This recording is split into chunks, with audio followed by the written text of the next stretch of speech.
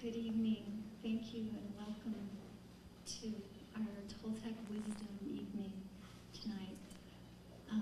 My name is Rhonda. I'm one of the hosts that's sponsoring this event through SPEC Incorporated, which is an environmental research company.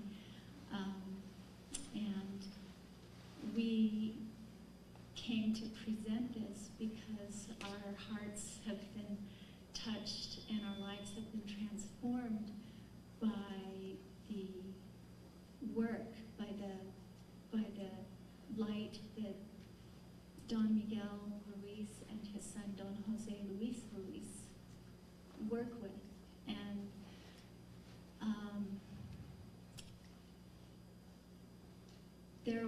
I'm going to just introduce Don Luis briefly. This is his first time coming to Colorado, his first time in Boulder, along with his beautiful wife, Donna Judy, who has come to Boulder before, but it's been a long time. And then I'm going to just sit back with you and enjoy the light and the love that is shared by Don Jose Ruiz.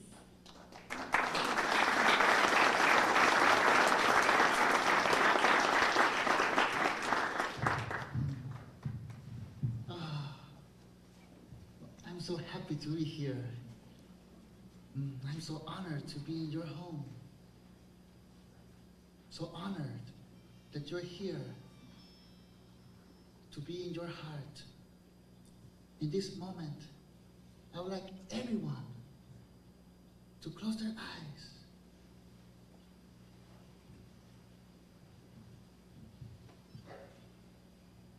In the middle of the universe, you can find a door. When you open that door, you find a room. The room that you enter. It is the room you step into every time you close your eyes. And this it is, the world of the unmanifest. The world where dreams are born, in the place where you can only listen to you, where truth is home, where the lies, they are identified because the heart is pulling with your desire, with your passion, with your pleasure, just to be open perception of your whole universe. And this it is the world of art. This it is the world of the Toltec. Toltec means artist. Everyone, it is an artist of their own art. So when we step into this room, we have a conversation with the Creator. We have a conversation with ourselves. We step into the most beautiful mirror that we can step into. We reflect all of our emotional body, all of our stories that we have lived, to the point of creation, to the point of right now. We are very aware and we give gratitude for whatever happened in our life, good things, bad things. But we know that they were meant to happen because it happened. And with great awareness, we will take this in because this has shown us the way to stand in the present moment, to stand in today, where every day it is today. Now, getting the most powerful ally there is in our life, the entity of memory. This it was the one who has been in control all of our life. But when we step with awareness, with such love, we give gratitude for everything that has teach us to this point. Once again, the good things and the bad things. And we identify it as a mask. And we put that mask in front of us. And we look it into the eyes. Without hate, with love and forgiveness. Saying thank you for everything that has brought me here. But you are not my master anymore. I was serving you with blind faith. But today, the faith resurrects as the embodiment of love resurrects. And it is right here. It is right now. Because when we were born with such great love, with open heart, and that was sacred. And it's still sacred. But when we step into this dream, what's awaiting for us? So heartbreak after heartbreak, we learn to wear masks. And I do believe in reincarnation. But I believe in reincarnation in the same life. When we wake up and we forgive everything that we have done, where we forgive everything that's done to us, so that can give us the key to unlock, to resurrect the embodiment of love. Here today, here right now, it is the point of creation, because we are here to feel, and stories are stories. But all of those arrows hit the core heart, what makes us put on a mask and try to pretend. And pretend and pretend. When the awareness hits that it's been so difficult to pretend, when it's so easy to be authentic. It is so easy to be authentic because it is just the way you are. And this it is what I call the master of your life, not the master of nobody else's life. You know, once I had this beautiful big altar, and I still do, but something very beautiful happened. It reflected to me, if I can put all of my faith into those humans who died long time ago, if I can put all of my faith into them, how difficult can it be to have all that faith into myself, to put all that love into myself, because I know that I'm perfect just the way I am. And I know that you are perfect just the way you are. Because I imagine me being in the streets and thinking from my mind, from my point of view, that this is not perfect here, and this is not perfect over there. And I scream to the top of my lungs to God, hey God, you didn't good here. You didn't create perfection here. When I say that, I am very aware that I'm insulting Him. When I say I'm not perfect, I'm insulting the Creator. I'm insulting life, my life. And with awareness, I will never do that again. But I'll be aware of my automatic reactions that want me to put place where I have come out from, to hear the doubts from my own voice of knowledge, how I empower doubt so I cannot go forward. But when I have faith in the dream that I perceive, when I have faith in the one who perceives life, who enters everything, it is magically. And this is the first steps of not taking anything personally in my dream, because I know that's all there is. For a long time ago, I could see the pretending mask wanted to pretend to be accepted by the outside dream, to be acknowledged by a false face, by ego. When that lie popped out, it is because I was really searching for freedom, my freedom, Not Siddhartha's freedom, not Quetzalcoatl's freedom. I was looking for the one who perceives. And in that, I closed my eyes and I imagined that I was in an abandoned theater where no one came to listen to me, where no one came to hear me, where no one came to clap with my drama. In this theater, I'm sitting in the seat and I'm in the stage and I'm very aware wherever I'm going to put my attention to, that is what I'm going to perceive. That is the vortex that I'm going to open for me to put myself into.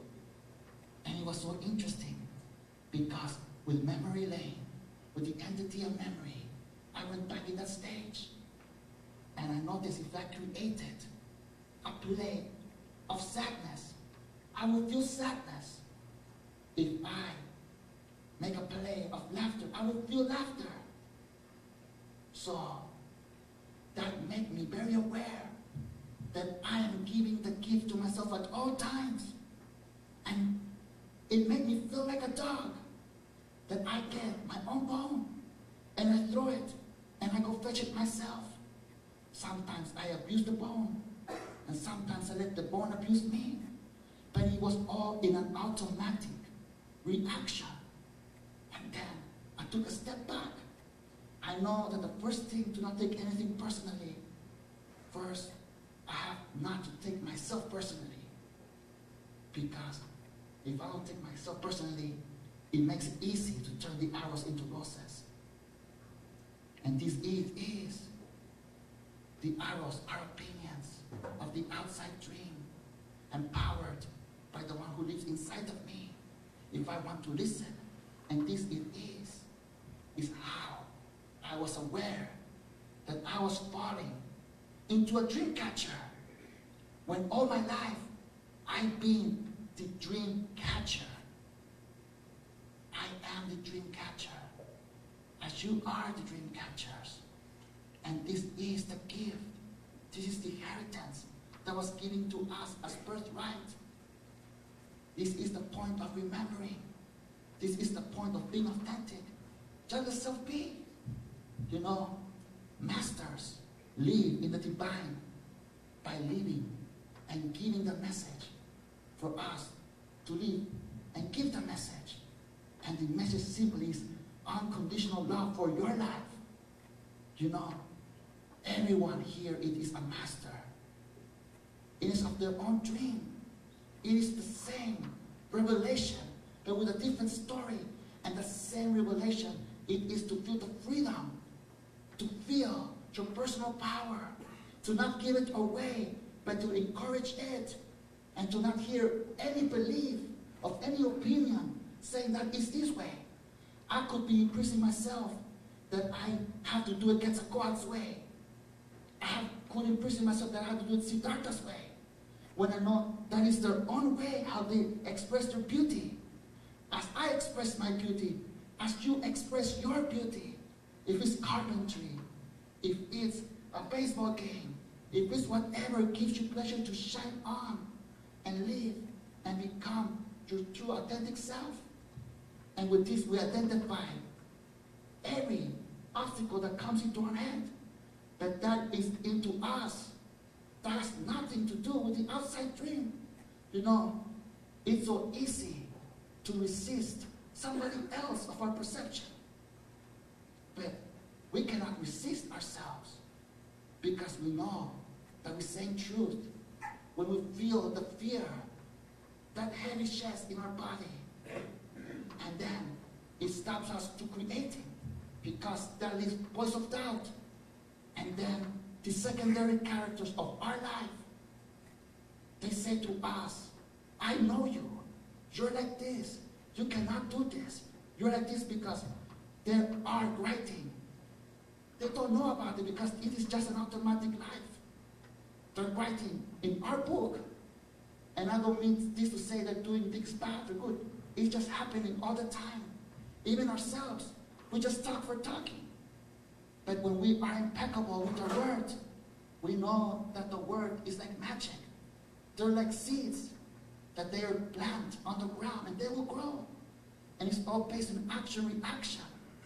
And this it is to clean up a whole superstition of the Toltec sorcerers, of the Toltec magicians, because it was to be impeccable with words.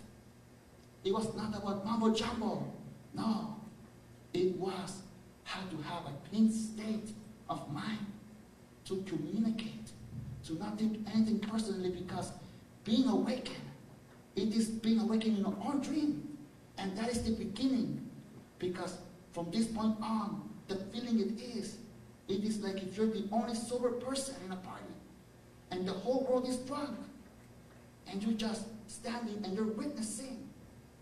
And this happens all the time. We step into this dream, and we let the download begin to the person who knows everything and starts telling everything. But the power of silent knowledge make us step back and to learn how to listen. Because at the end, when the beautiful person gives his message, we can say, you who knows everything, thank you for telling me. Now I know too. And I put this information into the backpack, but only to filter it in our own language, to filter it in our own words, to filter it in our own inspiration. And this is something that I knew growing up with my family, because like every little boy, it was very resistant to my family's work, because for me it was like going to church. And I said, I don't want to go to church, but I listened and opened this perception, and I let the meaning of how can I identify this teaching is to make it my own, to filter it, and to take it in my everyday life. And I love the generation that I grew up in. And this is how I can take the information and filter it in what the expression of the body is opening up.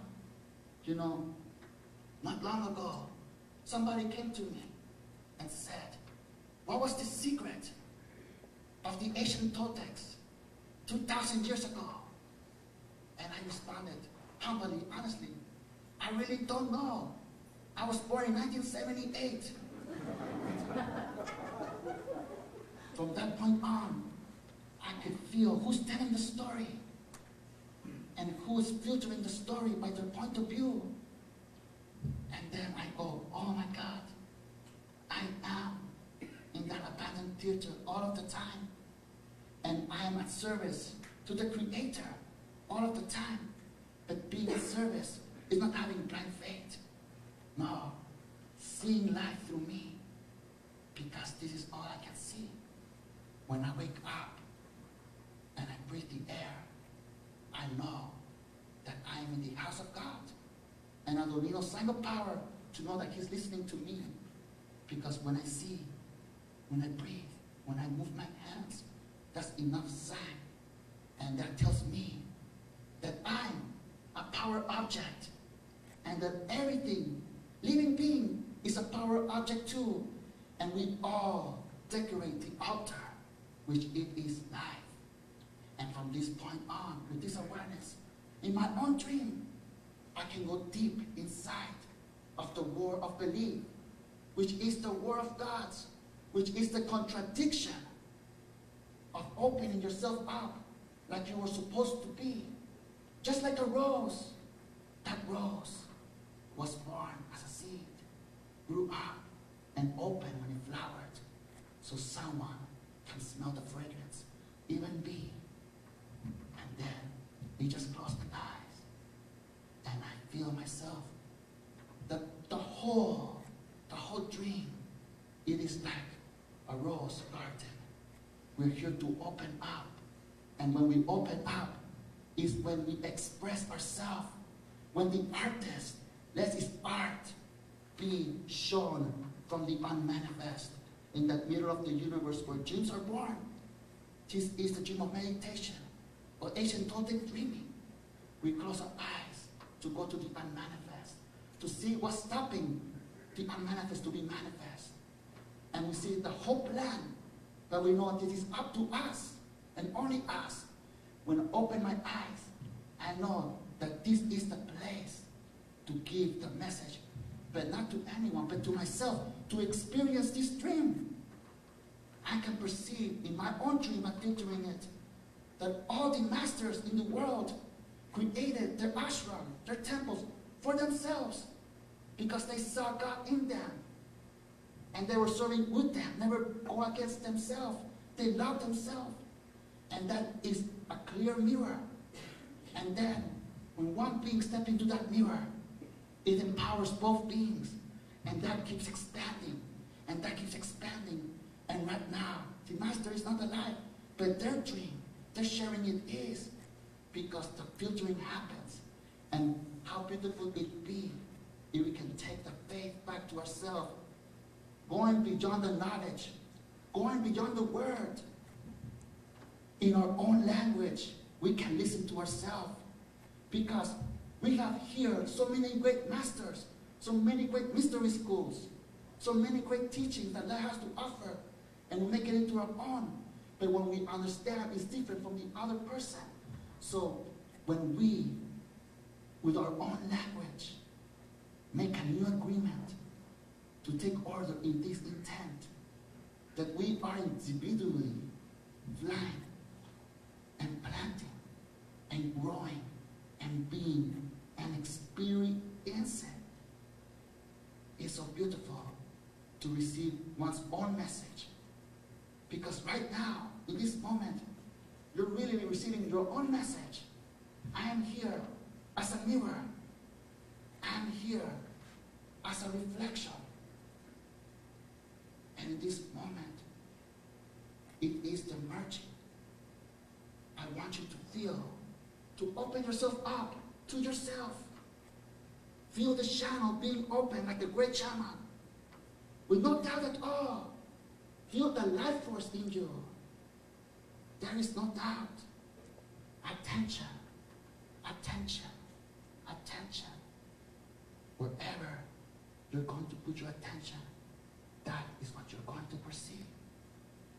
And stepping into an old Toltec dream inside of our mind. Our thought represents the ego. So in our mind, the ego is flying in the flight of the ego. Where is the ego going to land next? What power are you going to give to your next thought? Are you going to give all the power to the ego? Or are you going to learn to listen what the ego has to offer for you to make the choice?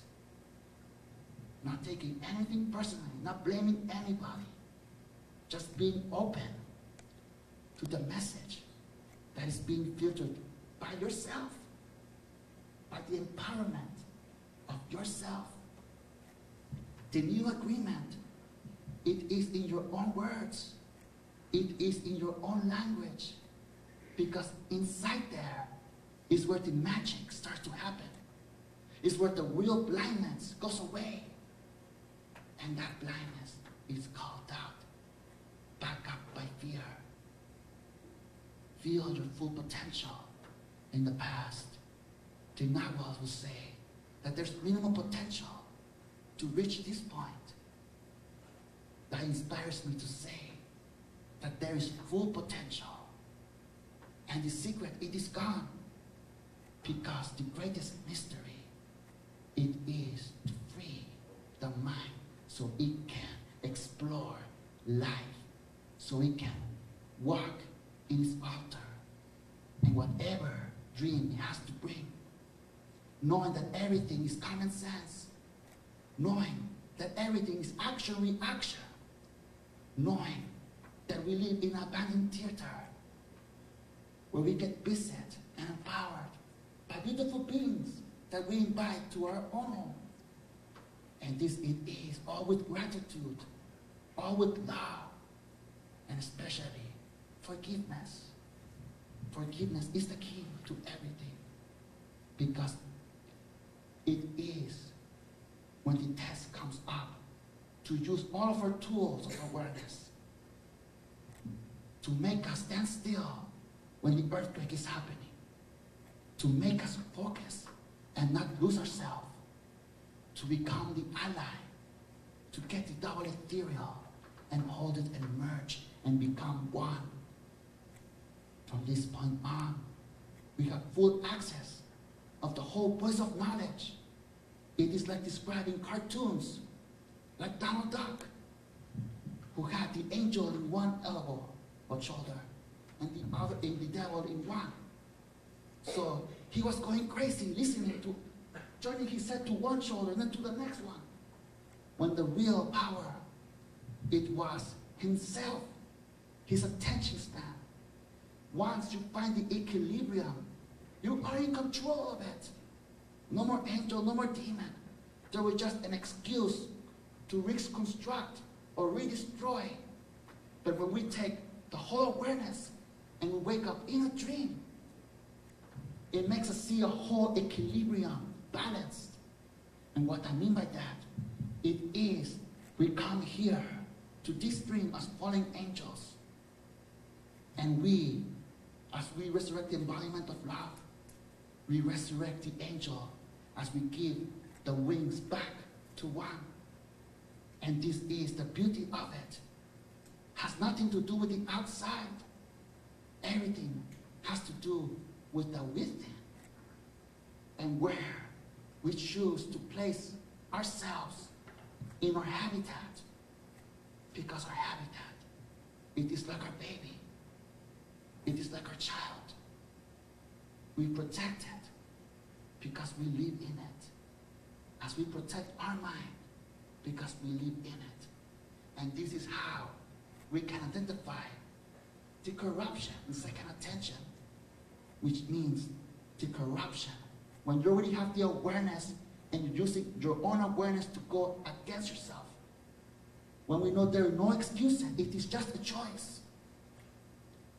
When we see that gratitude, when we forgive, now another level starts.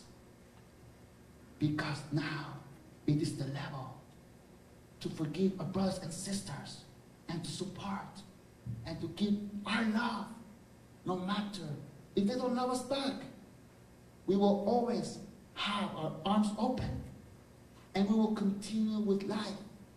Just like in the internet computer, we can have a window and we put it little so we can keep surfing, but that window is always ready. That door is always open for that beautiful reflection to come back. But this it is empowering yourself even greater. This it is you, the dream catcher, catching the dream that you can fall into. Even though it feels so hard sometimes. It feels so difficult. But this is just an emotion. And we create the emotion over and over again. I think about it, thinking about it. This is what my father said to me. Son, you have to understand this. You think you have a heartbreak. You will have a heartbreak forever. Because the human, it is the only living being who punishes himself 100 times for the same mistake. And wow, I go inside my being because I feel the emotion. And I say, it's right. It is just a choice. It's just a distraction. And this is where a beautiful gift happened. The gift of hearing mantras. The introduction to music. The introduction to the distraction of thoughts. To be one with the nature. I can understand this. Because one day, I stepped in Tepoztlán, Mexico, where is the place of the eagles. And there's big mountains there. And it was nighttime. And I couldn't sleep. So I went to the nature. Got myself in meditation and listened. And little by little, I could hear a big orchestra. A big orchestra happening by nature. The crickets, the coyotes, the birds. They have like this whole beautiful orchestra that I perceive into me. That I know, like in a mantra, even like a Beatles song, I can find that channel everywhere I go because I filter it as I create my own honey for me to feed the sweetness, where I pour down the water so I can take the thirst out and have plenty of water to give.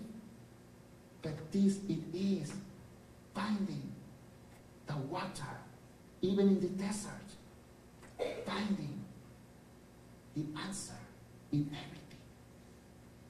In everything you love, you can filter it. And you can describe your passion for life.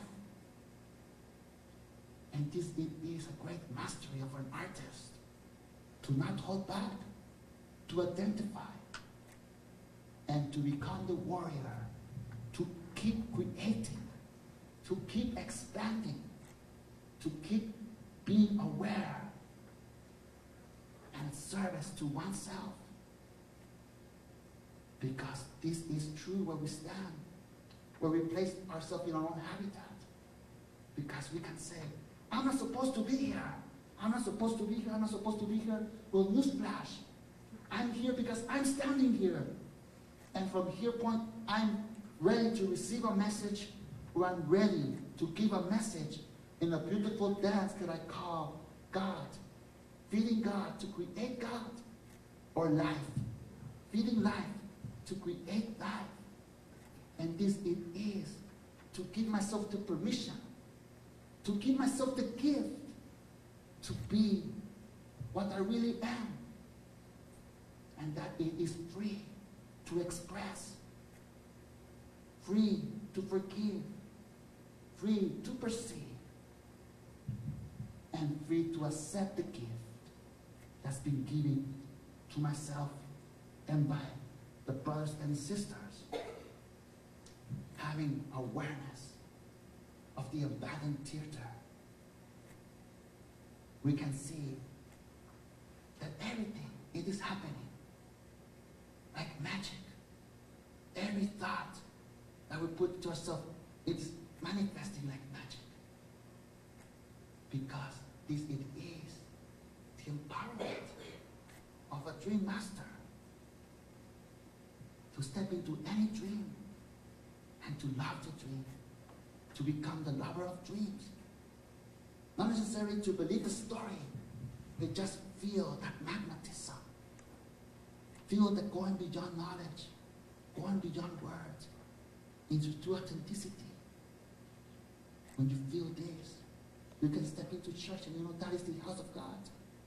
You can climb up a pyramid, you know that is the house of God. You can be in your own house and you know that is the house of God. And this is just a name to describe life as we perceive life. And from this point on, it is just identifying every automatic that we have. It is like if you live with a person 7 days a week, 24 hours, and you know if something will react to that person. You know when the word is mentioned, it's like the train just on time. And that creates a reaction. But if we can see that, how difficult can it be to see it in ourselves when we feel it? From that point on, it is the only tool that we can use is to see and to feel our habitat, to feel the chest and what we do with that. And it's all about taking in and letting out. The masters say it is the darsha, the cleansing, the puja that is happening all the time. And this it is taking care of oneself, taking care of the body. I want you to imagine that you died and you're up in heaven in the beautiful clouds, and the big boss comes himself.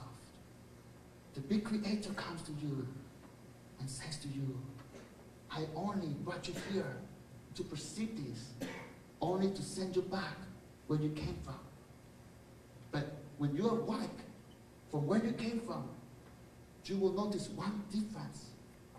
You will no longer wake up with your body of the past. You will wake up with my body. And the moment you wake up, you know that the body has no fault to what goes on in our mind. The body has nothing fault. It's just there, being alive to us to the end. It will always be loyal to us, no matter if we go against it. So when we have that awareness that we don't go against ourselves, that we can feel when it doesn't feel good for ourselves, it is the most beautiful gift when we know that we don't have to sacrifice our love. Because from this point on, anything could be a trick to become a slave to our own creation, even if it doesn't feel good. But it doesn't feel good, you're going against the body. And what fault does the body have? For the mind. And this it is how I look into the beautiful picture of Archangel Michael defeating Lucifer in the ground. I go, oh my God, it is an image of my mind. This it is a dance between my mind. They say it was a battle between evil and good. No. For my dream, it is a battle between truth and lies. And from this point on, everything starts to identify. And then it starts feeling discomfort in the body for things that happened in the past. But I know to use my tools, and one of the greatest tools is to get comfortable in the uncomfortableness, to get comfortable in the discomfort, because this is where I put all the tools away to work. You know, for many times, I thought that to be the Christ energy, it was to sit in lotus position and to meditate for all day. But when the true heart opened in me, I noticed to become the Christ energy is to be humble, is to love your brother and sister, is to be a human, is to open your doors and never close them, is to have your heart open and to always be in truth, because truth will set us free from any uncomfortableness that we might feel or any entrapment that we might feel. So this is a great tool. And also want to share with you one tool that I say to my apprentices. One main homework, and it is to get a tape recorder, to push record, and to start opening up without fear, whatever it is, saying how much you love life, saying whatever makes you happy, just to feel the happiness, the pleasure behind that voice, and hear it the next day, and hear it the next day, and record another tape and hear it the next day. But the whole purpose of this is when you're feeling down, when you're feeling sad, when you know there is no exit, I want you to push the tape and push play and listen to yourself, because I have this saying in my mind, my dream: who else can take us out of hell than ourselves? And from this point on, listening to that tape, I was very aware that I'm my own teacher and I am my own apprentice, and these teachings and these givings will happen to the day I die, because it is like the mother of Forrest Gump says, life is like a box of chocolates. You never know what is going to come next. And this is just a little metaphor to say in everyday life, we might wake up very happy, very full of joy, and then a news can hit us. Your loved one has died. And feel the whole passion here. The thing is to know how to handle this, to know how to give these tools and use them in the moment, not going against ourselves and not going against others. I'd like to share one beautiful teaching that I received from my father. I was in Los Angeles when I received a phone call that my father had just had a heart attack.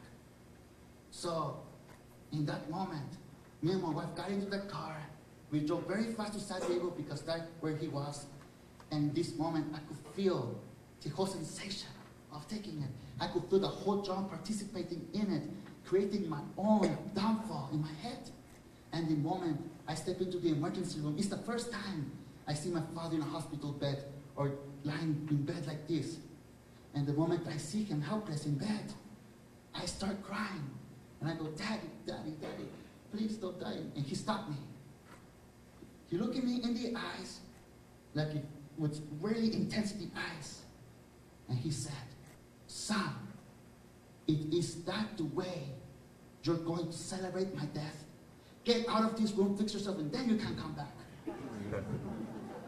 So in that moment, I went out, and I could see my whole selfishness, how I was going to use his death to go against me, and even not too good, that I was going to take his last moments of death of life, so I can hear my own victimization. But this popped so quickly, and make me think, how often do I do this?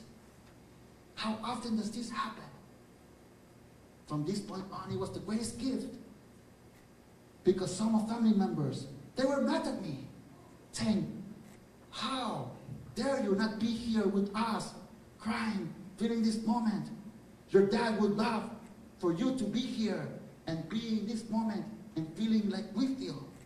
And I go, this is very interesting. The secondary character is saying something different than what my father said to me before he went into coma. And I go, wow, it comes very clear to believe, to follow my instinct, to feel my own gut, to feel what feels good. And this is one gift that I received from Christopher Reeve, from picking up his book. And he picked it up from Abraham Lincoln, this phrase that is so powerful and so simple. He says, if I do bad, I feel bad. If I do good, I feel good. And I go, wow, this is so true. How many times will I take this information and get another book and get like, let's say like 100 pages to describe the same thing? But that described me that the only person who wrote this book for a sentence is how he got out of it, how he identified. And I go, that is a master of his own creation. And this is why I say, every one of us, we're masters. But we do what feels good to us. Now we do feel good what feels good to them, because that's their dream. That's their dream. You know, when I was little, I grew up just watching Sarita Saibaba's picture, and I had such love for him. And then my father gave me the great gift of going to India when I was young. And I studied with a disciple of him, Swami Kaleshwar. And my whole thing was desire. The whole corruption that I could say they would tell me to lies was saying, oh, you have to manifest. You have to learn to manifest things. And then I feel this in my mind, nobody else. And then I talked to Swami Kaleshwar. And he said to me, you know, some people come here to learn how to manifest, to learn how to give things. But this only comes in a different thing. You know, Jose, you may never manifest, but you will do something even greater. But you will know at the time he left. And I go, what did he mean?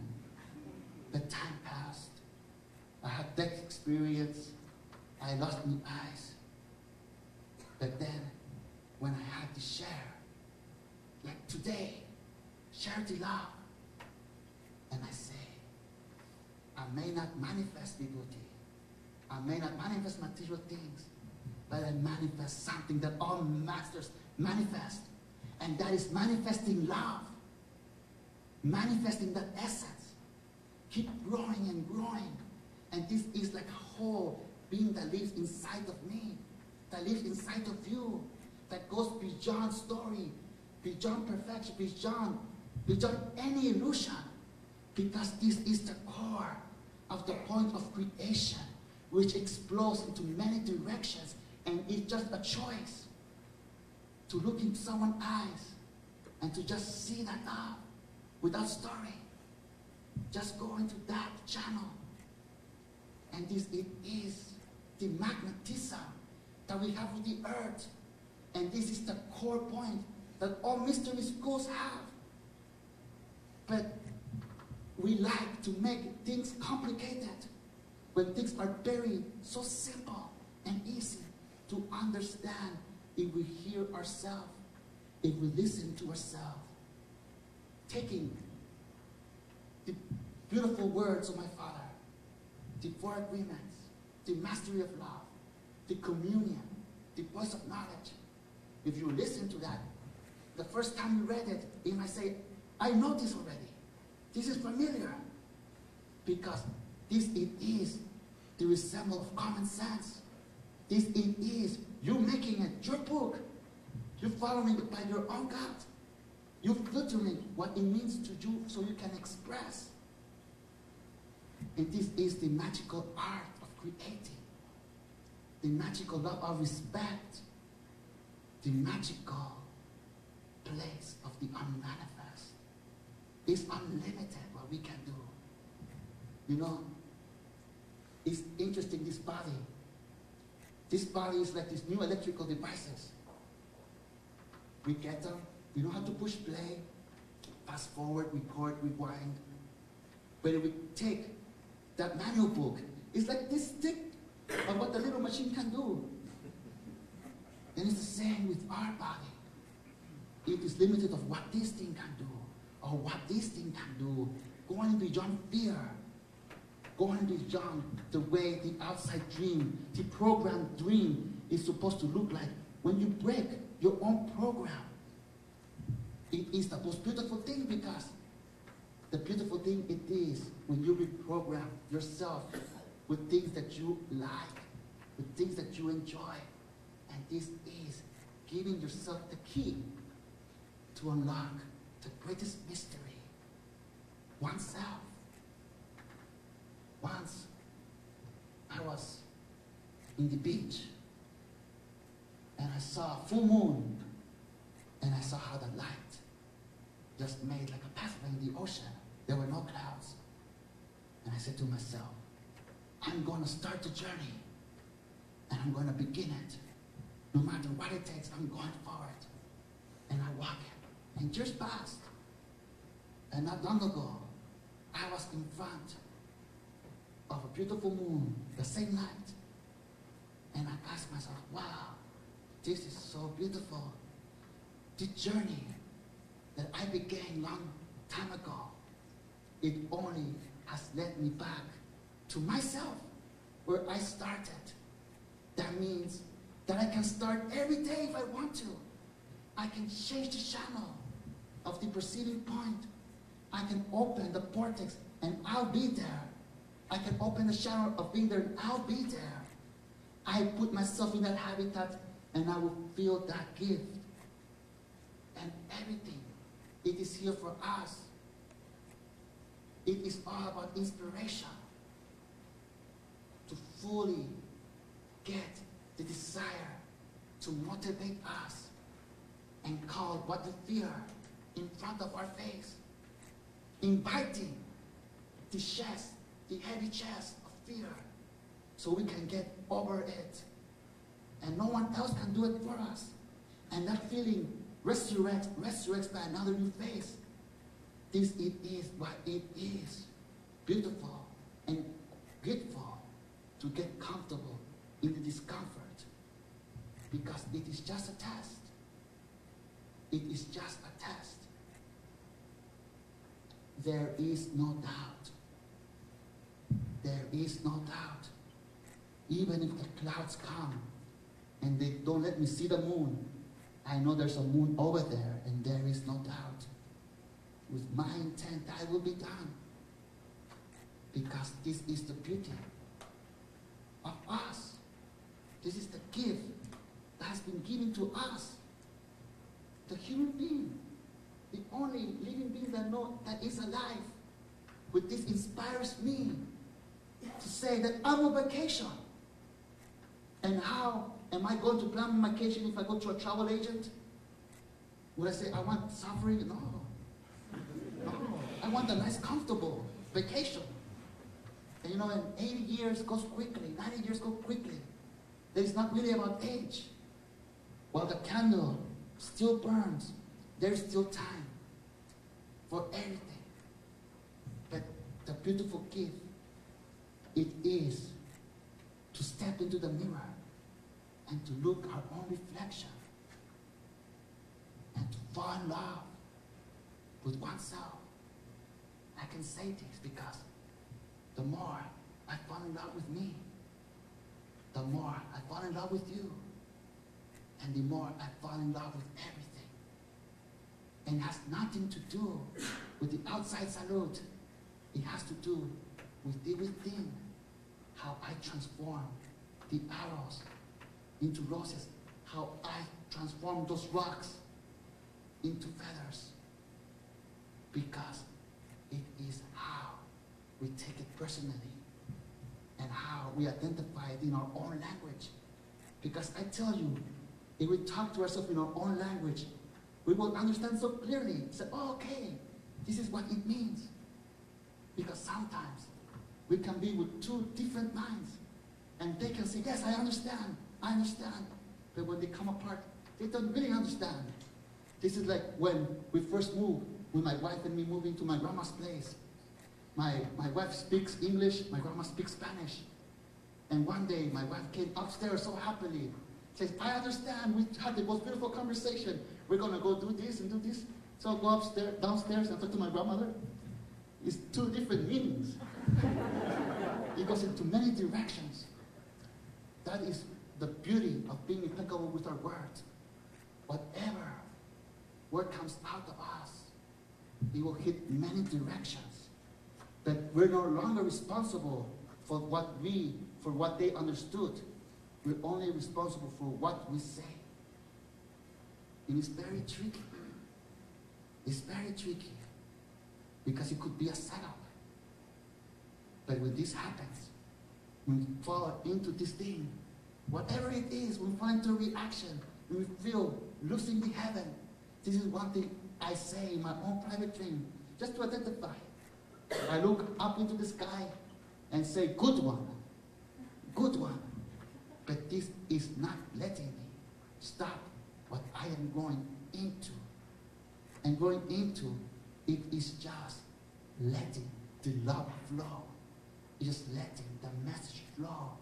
It is just being sharing with another mirror and share this information and share stories.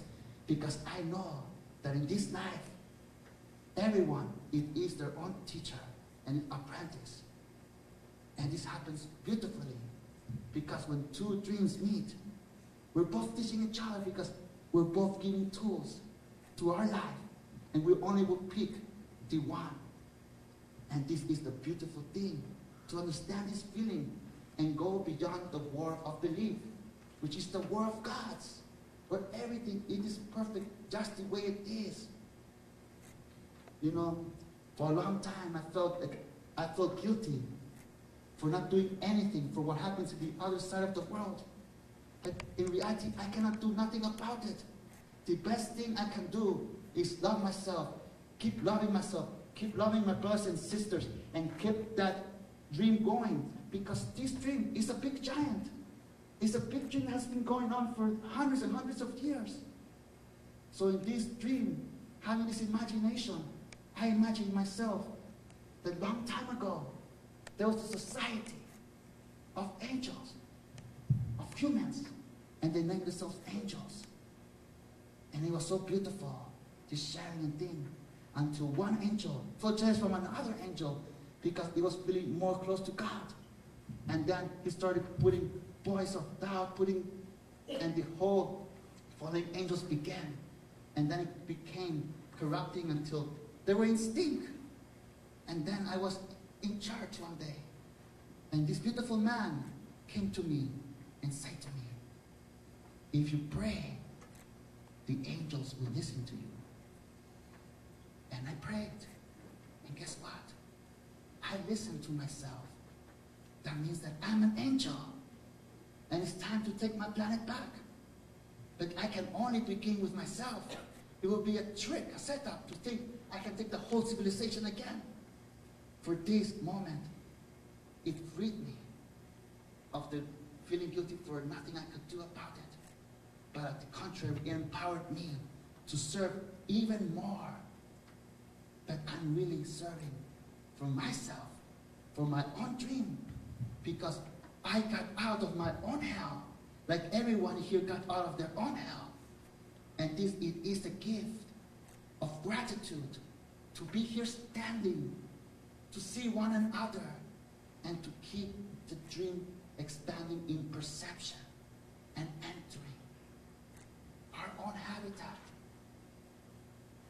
We can make many agreements, but if we don't have the intent behind it, just like the unmanifest dream, the thing that was out there would disappear. But if we put our intent, our awareness, everything into us, everything will start making more sense, because we're taking away the blindfold and we're really loving ourselves to the extent that we can give ourselves the gift to become the greatest artist that ever lived. And this is the beauty. Like the chef who cooks a delicious meal behind the dining room, sets it up, serves it in the table, look behind the curtain, and then one takes a bite of his food and closes his eyes and just, that is enough inspiration for him to keep cooking. What is the inspiration for you to keep cooking in your magical kitchen, in your own language? It is the gift. It is the new agreement. And I say this again. There is no doubt. There is no doubt. But we can identify someone putting a red flag to our dream. But if we have faith in ourselves, that will be done. If we have truly faith and love truthfully with ourselves, that will be done. I want you to imagine with your eyes closed that you have a picture of yourself, that you put it in your heart, and with all love and faith, you make yourself equal to any living being, because you are feeling it, because you are knowing it. And I want you to imagine that you stand up, you walk to your altar, and you put your picture there, and you sit down, and you begin to merge as all the faith goes into you once again. All of your desire to create, all of your passion to expand, it will be happening, because just like the sun, you are a child of the sun, and you are like Father. You are in the middle of your own universe, and planets will circle around you to receive that life from you, to receive that gift from you. And you don't even have to do anything. The only thing you have to do is just be yourself. Just like the sun. Just like when the sun gives ray of light. Just doing what he was born to do. With the new agreement, with your own words, make an intent and stick with the plan, and feel how you're empowering it. Feel how you become the dream catcher, and you're catching dreams as you become lover of dreams in your own habitat. So beautiful. So beautiful to feel the full potential, to feel no doubt, to know there's only one, with one. In this moment, I would like to introduce one great apprentice from the lineage of my father. He's been studying with my father for more than 10 years. And I will have the gift also to listen to this beautiful angel Don't get me bang one more time, please.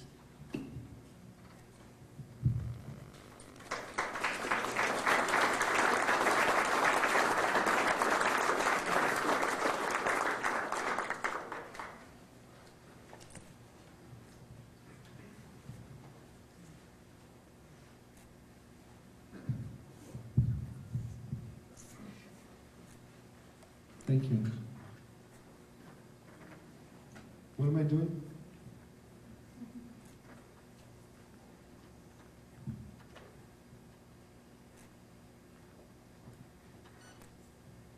Thank you.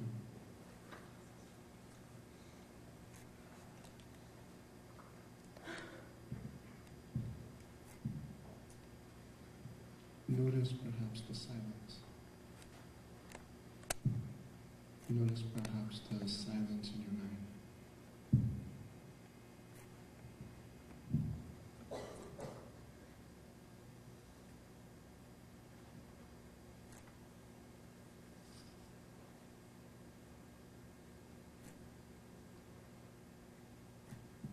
Notice what you feel emotionally.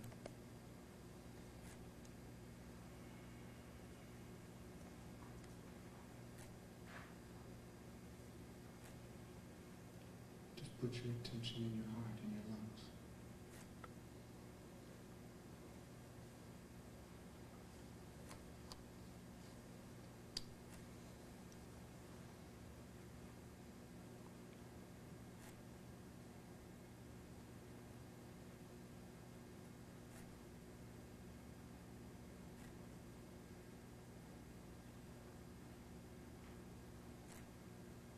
If it's love you feel, breathe into it and let it grow. Let it expand.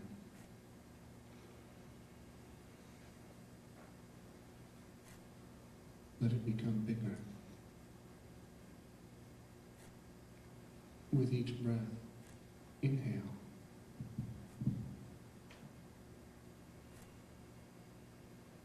Inhale breath and life into that love and feed it, let it grow.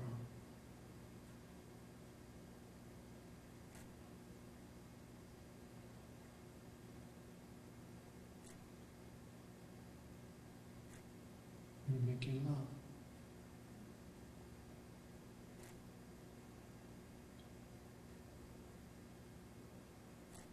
So you're letting God make love with you. But from another point of view, your God, life, making love with that human. Making love through that human.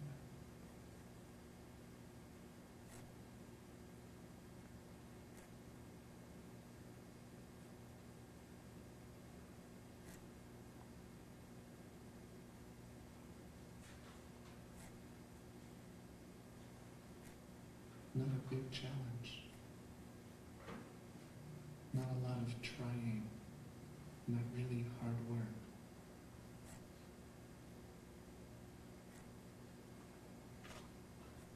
Perhaps you find a calm, a peace. What I found was making love was the answer to all my prayers. Making love with myself was what I was looking for in all those searches. Feeling my own breath, my own heart. Letting God make love through me until I was God making love through me.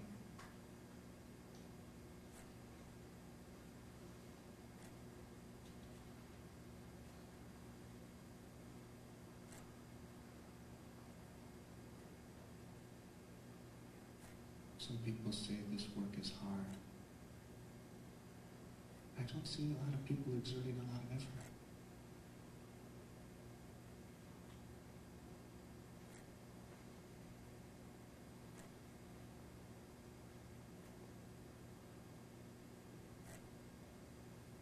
You cannot think your way here to to making love. Thinking about making love is not making love. Thinking about how to be in love is not being in love.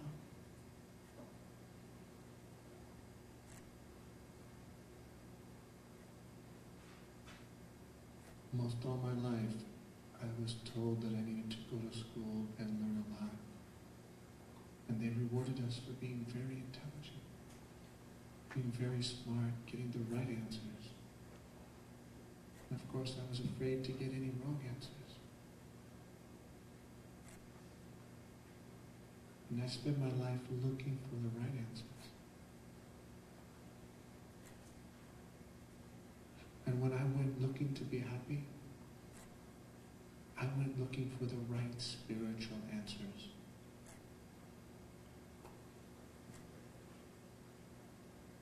And I had lots of knowledge about spirituality, religions, mythologies, Toltec knowledge. But for me, the search didn't end.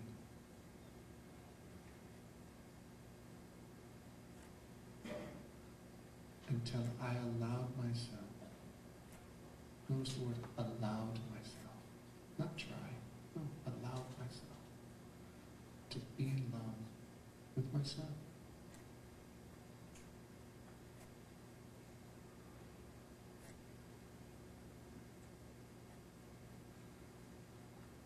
Do you allow yourself to be in love with yourself?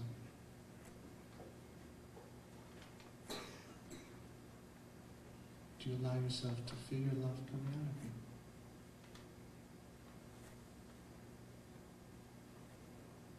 Maybe it's sometimes yes, sometimes no. What's a good reason to stop it? Do you come up with good reasons not to love? Do we come up with good reasons to be angry instead? To be jealous instead?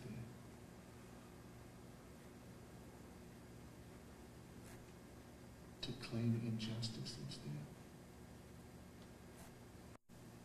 Are these good reasons not to love? They could be the right reasons from certain people's point of view.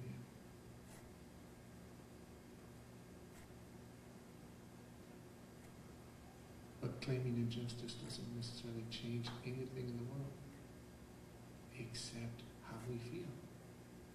We give up the very thing we've been looking for when we come up with good reasons.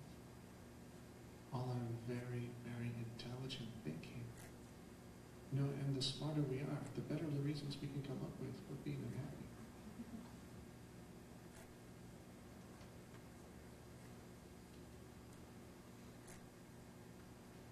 The smarter we are, the more we can think that we can think our way to making love.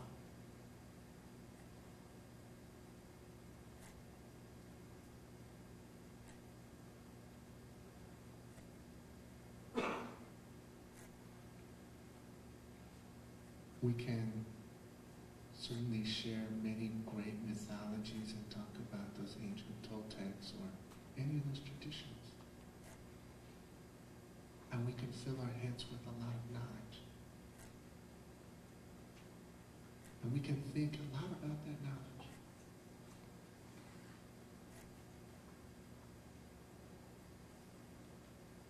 And if we spend our energy thinking, are we missing the opportunity to make love? Just with ourselves, with our clothes on even. That emotional quality. Yeah. The question is, what do you do with your time? What do you do with your attention?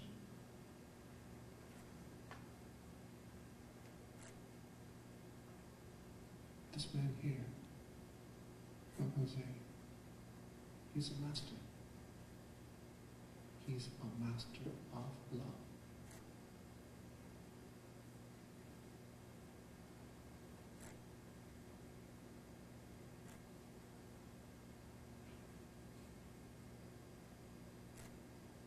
He sees the thoughts, the voices come to get him thinking about things. Shared with you other people in the world with their tragedies, hardships, people he wished he could help, but that voice proposing, oh, to feel sorry for someone. That's a voice in our head. We can have compassion. We can love them. It's different than pity.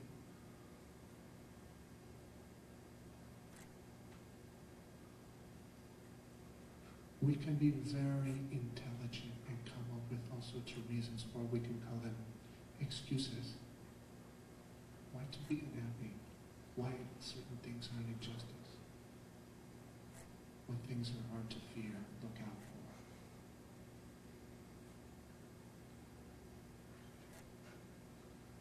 for. For me, being a master is not that deep. It's clearly not that deep. We don't have to work that hard. That's for people who want to be right, who want to get good grades. They can work that hard. No.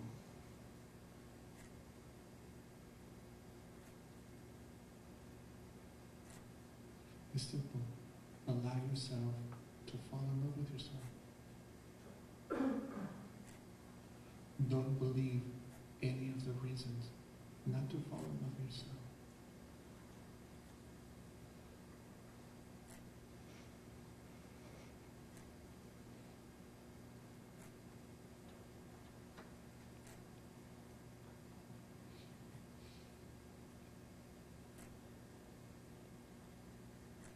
It's common sense. As his dad shared with me many times. You know, of the hours, thousands and thousands of hours I'm sure I've spent with Don Miguel over the years, days and weeks at a time, I can hardly remember anything he talked about. I don't remember the knowledge. I don't remember the information. A long time ago, I gave up remembering the mythologies. Oh my God, what he did with, my God, talk about the life of Moses or Christ or Buddha and what his experiences were, and all those masters. Now they came to the process. Oh my God, I was intrigued.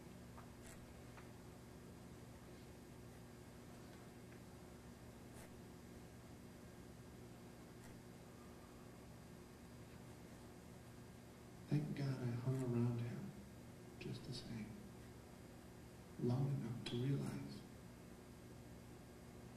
he was only giving all that mythology to hook our thinking minds long enough that if we hung around long enough, some of us might stop to notice that for me, no matter what I did, that man loved me. It took me 2 years to realize that. He allowed himself to love me. No conditions, no questions. No matter if I did something intelligent, something stupid, impeccable, not impeccable, if I made a judgment about people, if I got so, didn't matter. He didn't use that as a reason, as a justification not to love me. No.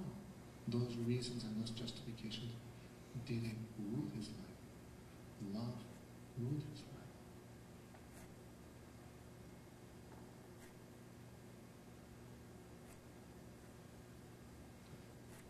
Two years to find out, to see the way he saw me. And I considered myself pretty smart. That was my thinking. See where that got me.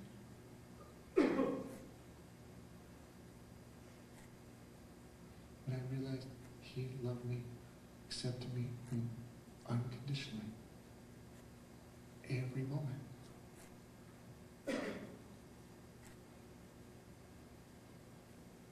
The great gift, the minimal chance that you could say that Master offered me was to see me the way he saw me. Because in that moment, I saw the way he saw me. I was looking at myself through his eyes. And I realized the way he loved me. And at the time, I could see all my thoughts, all my judgments, all my victimizations, all my abuses of other people. I was really looking at all the ways I had reasons not to love. And I knew that he saw that. And he loved me. And I realized he loved me more than I allowed myself to love myself.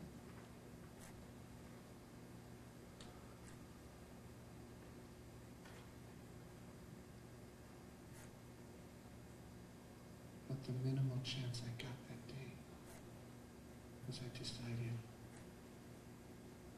that if he could do it, love me that much, then I could do it. That I could allow myself, no matter what I was, no matter what I thought I was supposed to be, I could put all those excuses aside and say, hey, I'm going to love myself just the way that I am. I don't need to wait until I change or self-improve or whatever those things are to say, oh, I'm okay, I'll love myself now. Why wait? Why wait? I may not get there before I die. Death could become very soon, or I could be very slow to get there. Why wait? When everything that I've been searching for is ready. It's ready. It's right here. Now, will I allow myself to fall in love with myself? And if not now, when? If not now, when?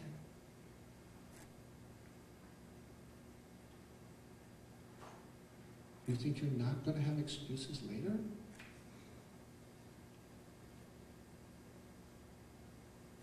Okay, if you're going to decide to allow yourself to fall in love with yourself later, then you spend your time getting rid of your excuses. Then you'll allow yourself.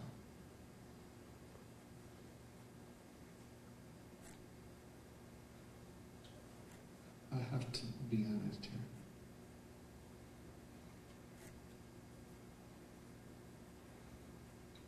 I don't understand most of what he says.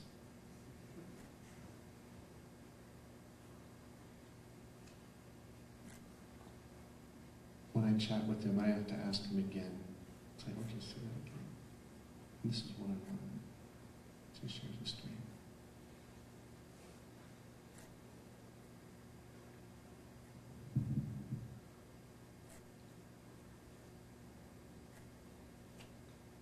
But I know what he's speaking. I know what his message is. And his message is the same as any master, is I love you. If you listen to him, if you feel him, his message is I love you with every word. Doesn't matter what he's talking about, his real message is he's seeing you through those eyes that I see you through, that Don Miguel taught me to see through. And that minimal chance that a master gives is the opportunity for maybe a moment to see yourself the way he sees you, the way we see you.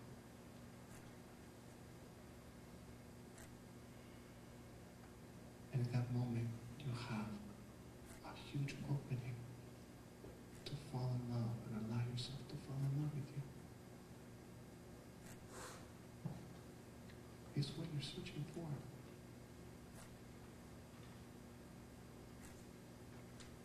You could say, I'm searching for peace, I want serenity, I want justice.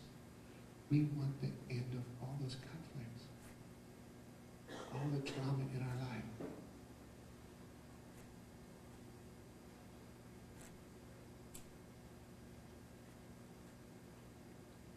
All of that, all of those things we're searching for, happen when we allow ourselves to be alone with ourselves.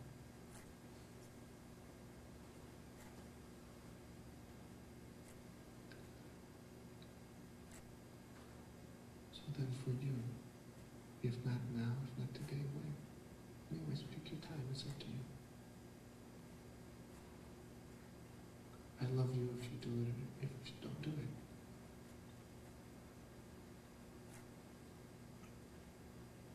We have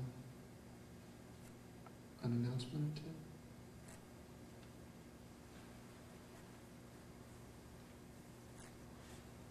And they'll tell me what's going on. But thank you.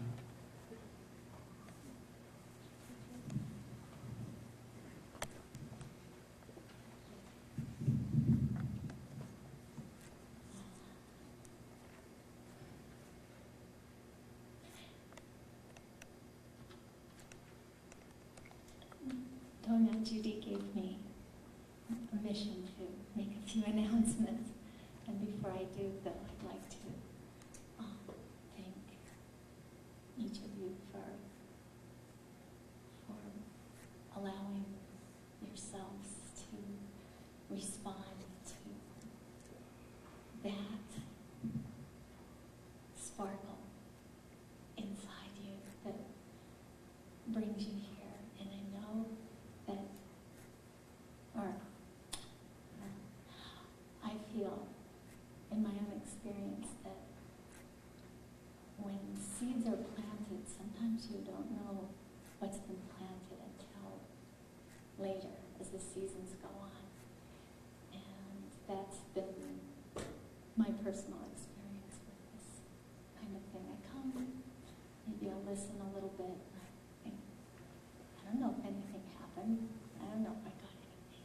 But later on, something pops up. And I go, what do I do with that? Where did that come from? And then I have thought of something. I see someone's, it's like a fragrance. I met Don Jose a year and a half ago for the first time. And every now and then I get this fragrance. It's just Don Jose visiting, or that seed sprouting from a mirror's work we did. And the experience starts to come alive. And so this sort of segues into the announcements that for those who choose to explore those seeds as they come up, and they'd like to participate with Don Jose in future events, you can look on the Miguel Ruiz website. It's www.miguelruiz.com. And locally, there are also wisdom group meetings. And to find out more about those, you could speak with Ray. Ray, would you stand up so people can see you, please? And with Pablo, standing at the back. The beings hosting this gathering. And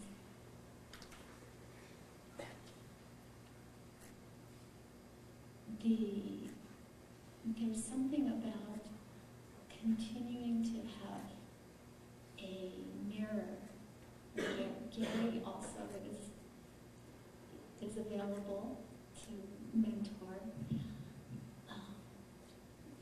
Having an aware mirror when you choose to, when you become more curious. I mean, we're all curious, but human curiosity seems like a uniquely human trait. So when that curiosity starts getting a hold of you and you want to play with a fellow aware mirror, consider getting in touch with someone in this Toltec wisdom community, because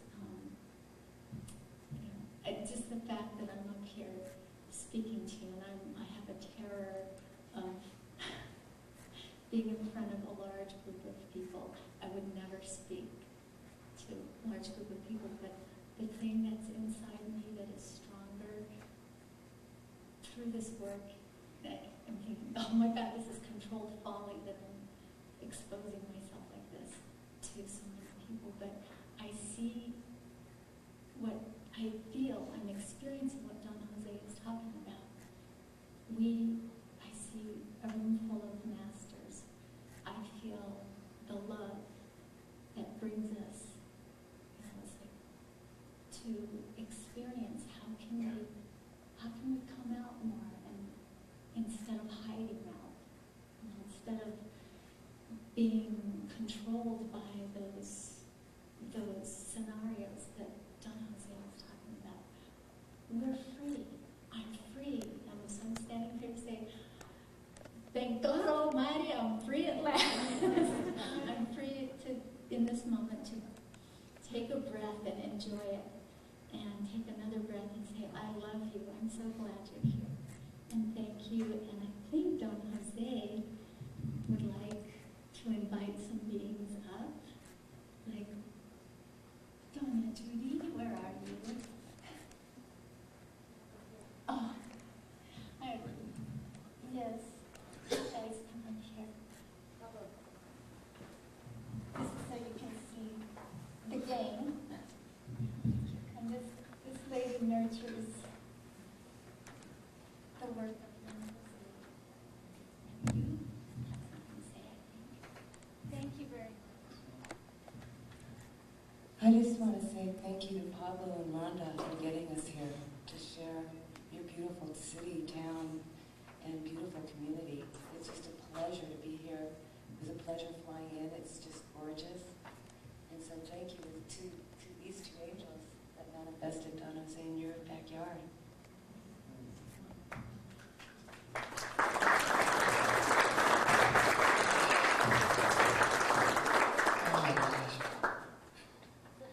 All my love and gratitude. And I'm very thankful for everyone here to open, express, and let out, and make the new agreement in our own language. And we have the intent and we'll stick with the plan. But before this, could I ask you one big favor? Would you come and give us a big hug? Thank you for your love.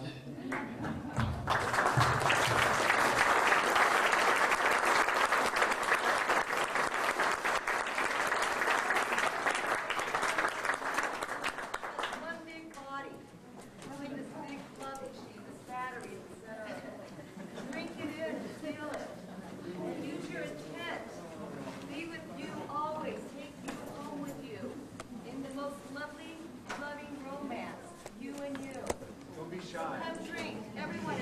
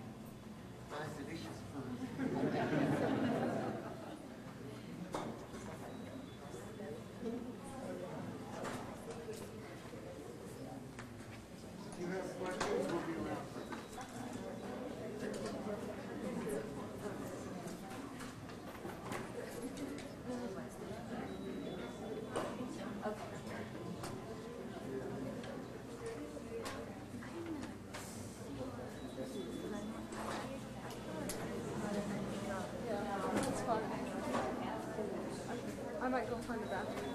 Okay, I'll find it.